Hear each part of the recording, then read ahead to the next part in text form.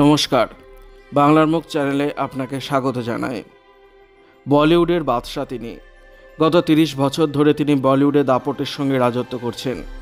দেশের পাশাপাশি বিদেশেও তার অনেক ফ্যান ফলোয়ার্স। ভক্তদের ভালোবাসা আজ তাঁকে এই পর্যায়ে নিয়ে গিয়েছে। ভক্তরা শাহরুখ খানের পরিবার নিয়েও ভীষণ আগ্রহী। তার পরিবার বলতে স্ত্রী গৌরী খান আর 3 সন্তান আরিয়ান, সোহানা ও আব্রামকে তো সকলেই চেনেন। তবে জানেন কি, শাহরুখের পরিবারে তার স্ত্রী এবং সন্তানরা ছাড়াও আরও একজন ব্যক্তি থাকেন। তিনি হলেন শাহরুখের বোন শেহনাজ লালালুক খান। পারতপক্ষে দিদিকে কখনো সামনে আনেন না শাহরুখ খান। তার কারণ জানলে চমকে যাবেন।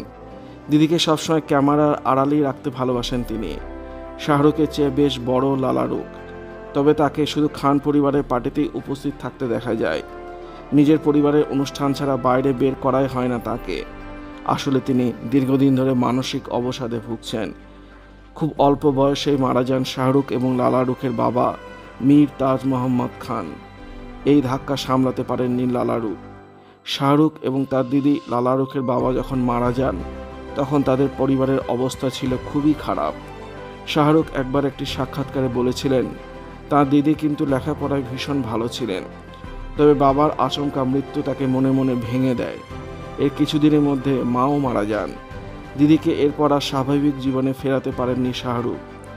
শাহরুখ বলেন, বাবা মা চলে যাওয়ার পর সেই যন্ত্রণা থেকে আর ফিরতে পারেননি বোন শেহনাজ। মনে পড়ে আমার বোন সোজা দাঁড়িয়ে আছে, বাবার মৃতদেহের দিকে সে শুধু তাকিয়ে রইল, না কাঁদছে না কিছু বলছে। তারপর মাথা ঘুরে পড়ে গেল মাটিতে। শাহরুখের দিলওয়ালে দুলহনিয়া লে যায়েঙ্গে ছবির শুটিং চলাকালীন শেহনাজ খুবই অসুস্থ হয়ে পড়েন। ওই সময় শেহনাজকে হাসপাতালে ভর্তি করতে হয়। ডাক্তার বলে দিয়েছিলেন তাকে আর বাঁচানো যাবে না। এরপর শাহরুখ বোনকে সুইজারল্যান্ডে নিয়ে যান। সেখানে তাকে উন্নত মানের চিকিৎসা করান। একদিকে বোনের চিকিৎসা, অন্যদিকে তুজে দেখা তো এ জানা সানাম গানের শুটিং চলছিল সুইজারল্যান্ডে। দিদিকে সে যাত্রা প্রাণে রক্ষা করতে পেরেছিলেন শাহরুখ, কিন্তু তাকে মানসিক অবসাদ থেকে বের করে আনতে পারেননি।